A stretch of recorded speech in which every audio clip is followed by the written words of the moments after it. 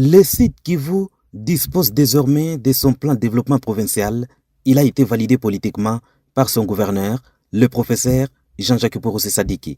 Ce document de 60 pages, axé sur 5 piliers phares, a débouché sur 96 objectifs, 30 stratégies et 528 actions à mener pendant les 5 ans. Il servira également de boussole pour le gouvernement provincial dans la mise en œuvre de son programme d'action présenté à l'Assemblée provinciale. Il guidera également l'exécutif provincial dans toutes ses interventions, assurant une approche cohérente et structurée. Il s'inscrit dans l'ordre de priorité du président de la République, chef de l'État. Aujourd'hui, nous avons un plan de développement de la province qui vient d'être validé.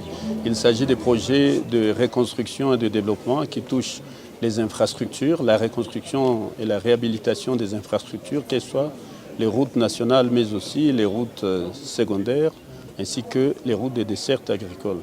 Nous avons aussi des questions liées à la gouvernance. Nous allons renforcer la politique de redevabilité. Dans son discours de validation, le professeur Jean-Jacques Porossé Sadiki a souligné l'importance de ce plan pour l'avenir du site Kivu avant de rendre les hommages mérités au président de la République, Félix-Antoine Tshisekedi. Ces 5 piliers vont guider la province à la valorisation du capital humain, développement social et culturel, le renforcement de la bonne gouvernance, restauration de l'autorité de l'État et la consolidation de la paix. Pour financer tous ces plans, il y a 3 sources de financement.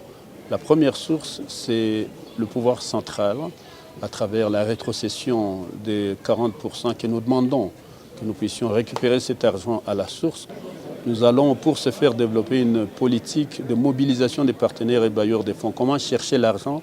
Ce n'est pas de la magie, c'est d'abord la bonne gouvernance, la lutte contre la fiscalité confiscatoire. Ce plan de développement provincial a été conçu à partir d'une analyse approfondie des besoins de la population.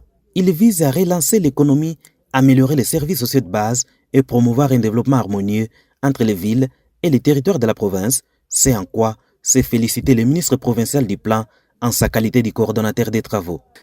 Le grand travail qui nous attend, tous en notre qualité de membres du gouvernement provincial, est celui de voir chacun s'approprier les actions prioritaires de son secteur dans ses plans de développement de province 2024-2028. C'est par la traditionnelle photo de famille que la cérémonie s'est clôturée.